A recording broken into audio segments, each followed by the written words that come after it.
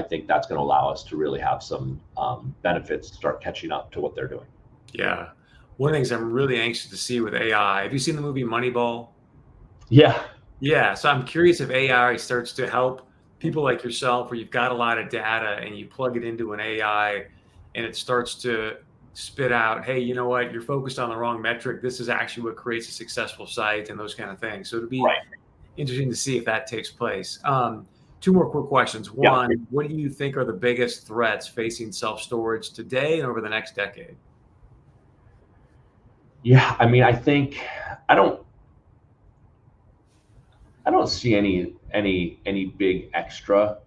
Um, I remember meeting with some of the guys at Clutter early on when they were going to disrupt storage, like Uber disrupted taxis, and I was not the only owner who saw problems in what they were doing because I just don't think they understood our customer base.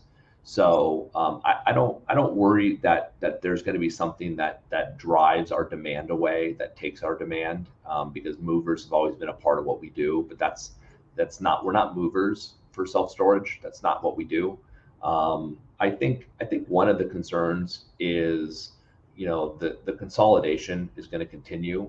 I think it's generally good for most of us because I think that's going to what continues to drive value, and I'd rather compete against public and extra space than 5 or 6 mom and pops. So I'm not overly worried about what else is coming to compete with us.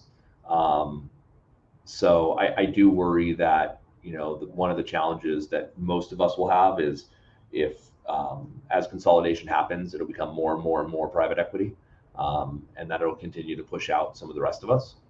So that's probably something that happens over the next 5 or 10 or 15 years, and it maybe makes it hard to grow.